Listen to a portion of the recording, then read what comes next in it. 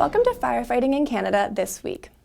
I'm Mariah Campbell, and today's edition is brought to you by VFIS of Canada, a division of CVIS Incorporated, Canada's largest insurer of firefighters. This week, as Fire Prevention Week comes to a close, we'll highlight a few of this year's eye-catching initiatives. Then, the Alberta government approves $30 million in funding to repair damages from recent natural disasters.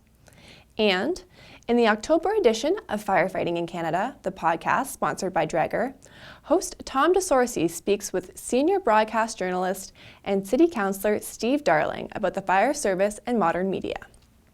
This year, from October 6th to 12th, departments were actively promoting NFPA's Fire Prevention Week. The Toronto Fire Services released an ad campaign with the slogan, "Fire Happens Fast," which gained attention for its realistic portrayal of a kitchen fire. To raise awareness about the dangers of unattended cooking, ads are mounted to the sides of buildings in Toronto and feature a larger-than-life stovetop and a pot ignited with flames. The flames go beyond the borders of the ad and appear to have engulfed the apartment window above, at first glance looking frighteningly realistic to viewers below. Oakville Fire Department made ads out of their apparatus by donning 2 fire trucks with this year's NFPA safety graphics. The department says, depending on the wear and tear of the vehicle, they hope to keep the fire prevention graphics on for the next 6 months. For a like and a share on Facebook, Halifax Regional Fire and Emergency awarded prizes to the top 3 participants. Also online, Peterborough Fire Services held a photo competition to raise awareness among children.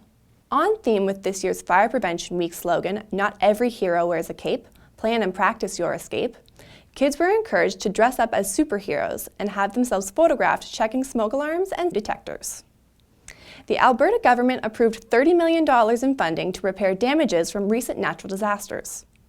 Wildfire damage earlier this year in Lamont County, Mackenzie County, and Buffalo Lake Métis Settlement have been declared disasters by the province, freeing up funds for needed repairs.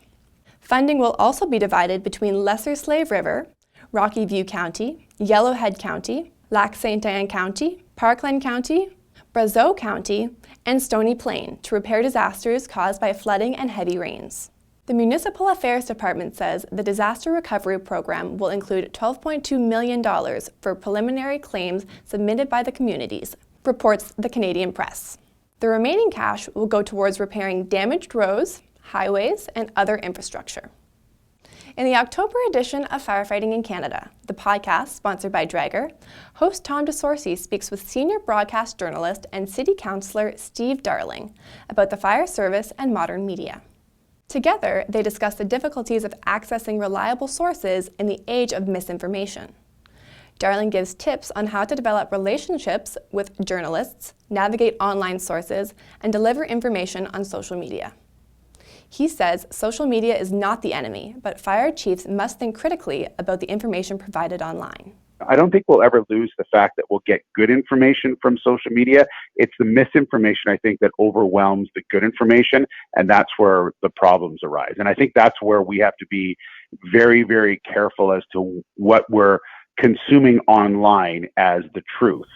For the complete podcast and to learn more, visit firefightingcanada.com. This is Annex Business Media's Niche TV. Thanks again to VFIS of Canada, a division of CVIS Incorporated, Canada's largest insurer of firefighters.